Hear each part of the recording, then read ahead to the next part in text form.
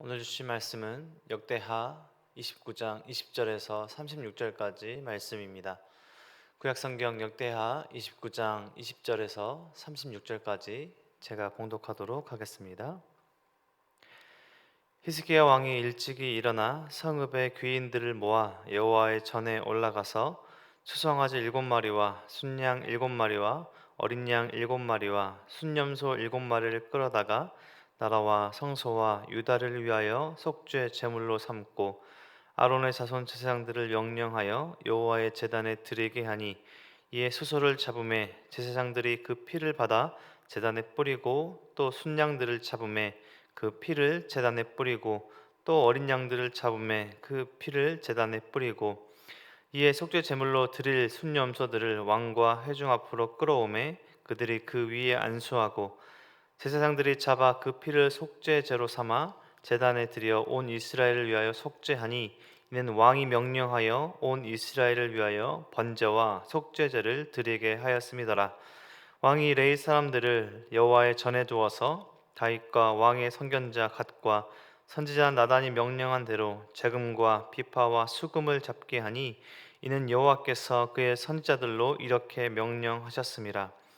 레위 사람은 다윗의 악기를 잡고 제사장은 나팔을 잡고 섬에 히스기야가 명령하여 번제를 제단에 드릴새 번제 드리기를 시작하는 동시에 여호와의 시로 노래하고 나팔을 불며 여호와 이스라엘 왕 다윗의 악기를 울리고, 온 회중이 경배하며 노래하는 자들은 노래하고 나팔 부는 자들은 나팔을 불어 번제를 마치기까지 이르니라. 제사 드리기를 마침에 왕과 그와 함께 있는 자들이 다 엎드려 경배하니라. 히스기야 왕이 기인들과 더불어 레위 사람을 명령하여 다윗과 선견자 아삽의 시로 여호와를 찬송하게 하며 그들이 즐거움으로 찬송하고 몸을 굽혀 예배하니라. 이에 히스기야가 말하여 이르되, 너희가 이제 스스로 몸을 깨끗하게 하여 여호와께 드렸으니 마땅히 나와 제물과 감사 제물을 여호와의 전으로 가져오라 하니, 회중이 제물과 감사 제물을 가져오되 무릇 마음에 원하는 자는 또한 번제물도 가져오니, 회중이 가져온 번제물의 수여는 수소가 70마리요 순양이 100마리요 어린 양이 200마리이니, 이는 다 여호와께 번제물로 드리는 것이며, 또 구별하여 드린 소가 600마리요 양이 3000마리라. 그런데 제사장이 부족하여 그 모든 번제 짐승들의 가죽을 능히 벗기지 못하는 고로 그의 형제 레위 사람들이 그 일을 마치기까지 돕고 다른 제사장들이 성결하게 하기까지 기다렸으니, 이는 레위 사람들의 성결하게 함이 제사장들보다 성심이 있었음이라. 번제와 화목제의 기름과 각 번제에 속한 전제들이 많더라. 이와 같이 여호와의 전에서 섬기는 일이 순서대로 갖추어지니라. 이 일이 갑자기 되었으나 하나님께서 백성을 위하여 예비하셨으므로 히스기야가 백성과 더불어 기뻐하였더라. 아멘. 방금 우리는 역대하 29장의 후반부의 말씀을 모두 읽었습니다. 히스기야 왕이 왕으로 등극하고 성전을 회복해야 하는 그 일련의 사건들을 우리가 함께 보고 있는데요, 오늘은 예배의 회복 과정을 우리가 함께 보았습니다. 오늘 말씀으로 들어가기 전에 신약 성경에 예수님께서 나귀를 타시고 예루살렘에 입성하신 것을 잘 아실 것입니다. 그렇게 나귀를 타고 예루살렘에 입성하신 다음 날 예수님은 성전에 가셨습니다. 성전에 가신 예수님께서 분노하셨습니다. 왜 예수님께서 성전에 가셨는데 분노하셨을까요? 예배가 드려지고 감사와 감격이 넘쳐야 할 성전의 본질을 잃어버렸기 때문입니다. 예배가 드려지고 있지 않아서가 아니라 예배가 드려지고 있지만 예배의 본질을 잃어버린, 예배가 아닌 예배를 드리고 있었기 때문입니다. 성전에서 하나님께 간구하는 기도 소리보다 사람들이 사고 파는 동물들, 양, 비둘기, 그런 동물들의 울음소리가 더 크게 성전을 장악하고 있었습니다. 돈을 바꾸는 환정상들이 여기저기서 사람들을 크게 부르는 소리로 시끄러운 곳이 되었습니다. 사람들은 불편하게 준비하지 않고 재물들을 준비해 오지 않아도 편리하게 돈을 주고 성전 안에서 웃돈을 주고서라도 성전 안에서 동물들을 사는 것이 일상화되었습니다. 온유하신 예수님께서 분노하실 수밖에 없으셨던 것이죠. 이사야서 56장 7절, 또 에레미야 7장 11절의 말씀을 예수님께서 인용하시며 마가복음 11장 15절 또 17절에서 이렇게 성전에 있는 사람들에게 선포하십니다. 예수님께서 성전에 들어가서 성전 안에서 매매하는 자들을 내쫓으시며 돈 바꾸는 자들의 상과 비둘기 파는 자들의 의자를 둘러 엎으시며 이에 가르쳐 이르시되 기록된 바 내 집은 만민이 기도하는 집이라 칭함을 받으리라고 하지 아니하였느냐. 너희는 강도의 소굴을 만들었도다 하시매. 예수님께서 성전에 가셔서 분노하시며 성전을 깨끗하게 하실 수밖에 없는, 성전이 더럽혀져 있었습니다. 예수님은 십자가의 길을 가시기 전에 성전을 제일 먼저 청결하게 하셨습니다. 성전은 기도하는 것입니다. 동물들의 울음소리가 아니라, 돈이 세워지는 그 소리가 나는 곳이 아니라 하나님을 향한 예배, 하나님을 향한 간절한 간구, 하나님께 드리는 감사의 제사가 드려지는 예배 드리는 장소입니다. 오늘 본문은 주인공 히스기야가 왕이 되어서 제일 먼저 한 일이 바로 성전을 정결하게 했습니다. 오늘 29장의 하반부의 말씀을 보았는데요, 전반부의 말씀에서도 히스기야가 왕이 되어서 처음으로 한 일이 바로 이 성전을 회복해 하는 그 일련의 일들을 했습니다. 그것이 바로 예배를 준비하고 있었던 히스기야 왕의 처음 왕으로서의 역할이었습니다. 오늘 본문 20절에서 말씀을 보면 예배 드릴 준비를 마친 히스기야 왕과 남유다 백성들이 하나님께 제사를 드리는데요, 말씀대로 하나님께서 원하시는 대로 제사를 드리는 오늘의 본문 말씀입니다. 레위인들이 반열에 맞게 찬양하고 백성들은 왕이 드리는 제사에 참여함으로 백성들도 감사의 제물로 드리고 있습니다. 번제와 속죄제, 번제는 속죄와 순종의 결단을 상징하는 것이라면 속죄제로 이전의 죄와 성전을 정결하게 하는 하나님 앞의 제사를 번제와 속죄제로 드리고 있습니다. 오늘 본문 20절 말씀과 또 계속해서 24절까지 말씀을 보면 그 내용이 잘 기록되어 있습니다. 히스기야 왕이 일찍이 일어나 성읍의 귀인들을 모아 여호와의 전에 올라가서, 또 24절 말씀을 보면 제사장들이 잡아 그 피를 속죄제로 삼아 제단에 드려 온 이스라엘을 위하여 속죄하니 이는 왕이 명령하여 온 이스라엘을 위하여 번제와 속죄제를 드리게 하였습니다. 왕의 명령으로 우상을 숭배했던 지난날의 과오를 다시 반복하지 않고 왕의 명령으로 하나님께 온전한 제사를 드리는 것이 주어지고 있다는 것입니다. 국가와 또 국가의 지도자들은 나라의 성소를 위해서 또 속죄 제물로 제물들을 가지고 나옵니다. 22절 말씀에 21절 말씀에 보면 기록되어 있는데요, 순양 또 순염소 각각 7마리씩 가져와서 제사를 드리고 있습니다. 여기에서 숫자에 쓴 7이라는 완전함을 의미하는 숫자도 상징으로 제사가 온전하게 드려지고 있음을 보여주고 있습니다. 번제, 모든 제물이 다 태워지며 헌신과 순종과 감사를 표현하는 제사입니다. 히스기야와 이스라엘 백성들이 하나님 앞에 모든 것들을 태워드리며 모든 우상을 제거하고 방치되었던 그 모든 제단들을 회복하며 하나님 앞에 말씀으로 나라와 모든 것들을 개혁해 나가는 우리가 중요한 장면을 보고 있습니다. 번제가 헌신과 순종을 상징했다면 속죄제는 하나님과 이스라엘 백성들과의 화목, 관계 회복을 상징하고 있습니다. 우상을 쫓던 이전의 잘못을 회개하며 이스라엘이 하나님 앞에 온전한 제사를 드리고 있습니다. 제사가 그렇게 드려지고 있는 동안 찬양과 경배가 옆에서 함께 드려집니다.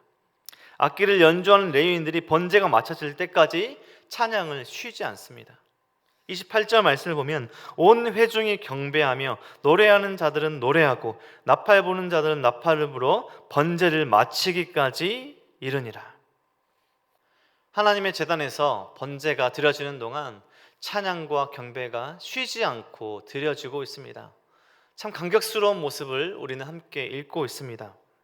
정결하게 하는 제사를 마치고 일제 이스라엘 백성들은 하나님께 감사하는 제물을 자발적인 마음으로 성전으로 가지고 나옵니다. 예배가 회복된 그들의 마음에 자원하는 마음이 객관적으로도 크게 표현되어 있는데요. 회중이 드린 번제물이 수소가 70마리, 순양이 100마리, 어린 양이 200마리나 드려지고 있습니다. 또한 구별하여 드린 600마리의 소, 3000마리의 양을 이스라엘 백성들이 구별하여 하나님께 드려지고 있습니다. 얼마나 드린 것이 많은지 그것을 감당할 제사장의 숫자가 부족해서 레위인들까지도 힘을 합쳐야만 했다. 그 감격스러운 장면이 들고 있습니다.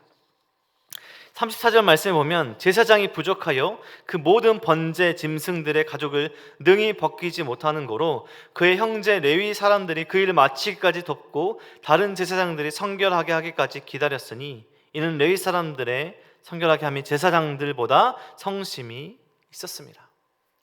예배에 참여하는 제사장들, 레위 사람들, 이스라엘 백성들의 마음, 전부 모두의 마음이 모두 하나님 앞에 온전하게 드려지는 참된 감사와 감격이 회복된 예배의 장소에 이스라엘 백성들과 히스기야 왕이 서 있습니다. 마땅히 이스라엘 왕들과 또 이스라엘 많은 백성들은 하나님을 섬기며 오늘 같은 이 예배가 당연하게 매번 드려져야 했지만 우리는 히스기야 왕 이전에 히스기야 왕의 아버지 아하스 왕 시대 때 어떤 일이 있었는지 28절 말씀을 통해서 우리는 함께 보았습니다. 아하스 왕 시대 때 하나님께 악한 죄를 범하며 대적들의 나라의 우상들이 이스라엘에서 섬겨졌습니다. 자신들을 친 다메섹 왕들의 신들, 아람 왕들의 신들이 이스라엘에게 전파되었고 이 신들에게 제사하며 도움을 청했던 것이 다른 사람이 아니라 히스기야 왕 아하스 왕이었습니다. 히스기야 왕의 아버지 아하스 왕이었습니다. 이스라엘 구석구석 산당과 우상들이 쌓여있습니다. 그 우상들 앞에 히스기야 왕의 아버지 아하스 왕과 이스라엘 백성들이 제사드리며 도움을 청했던 것입니다. 이스라엘 구석구석 산당 구석구석 쌓였던 그 우상으로 인해서 하나님의 심판을 받은 아하스 왕과 그 시대 이스라엘 사람들이었습니다. 그런데 히스기야 왕 시대 오늘 본문에 와서 회복된 예배를 경험하고 하나님 앞에 모두 기꺼이 자발적으로 드리는 예배자가 되었습니다. 왕이 대표자로서 역할을 잘 감당하니 나라가 정상화되어지는 그런 모습을 우리가 보게 되어집니다. 말씀으로 사람들이 돌아오니 예배가 회복되어지고 모든 것들이 정상화되어집니다. 36절 말씀에 이 일이 갑자기 되었으나 하나님께서 백성을 위하여 예비하셨으므로 히스기야가 백성과 더불어 기뻐하였더라. 오늘 말씀을 보며 우리의 공동체, 우리의 예배, 나의 예배를 되돌아봅니다. 예수님께서 말씀하신 내 집은 만민이 기도하는 집이라, 이와 같은 모습을 우리가 유지하고 있습니까?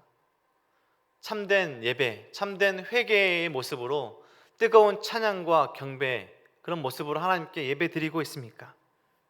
혹시 우리가 예배의 형식만 남아서 아무런 감격과 감동 없이 그저 예배의 자리만 앉아있는 우리의 신앙이 있다면 우리는 오늘 히스기야와 이스라엘 백성들의 회복된 성전에서 드리는 예배의 모습을 기억해야 할 것입니다.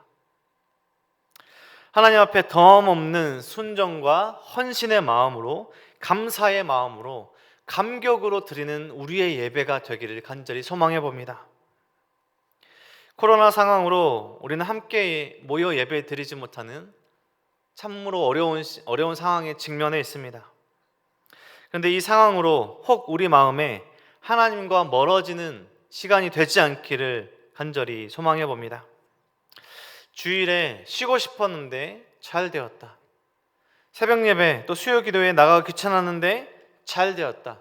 공식적으로 나가지 않아도 되니까 잘 되었네. 이런 악한 마음이 우리 안에 들지 않기를 간절히 소망합니다.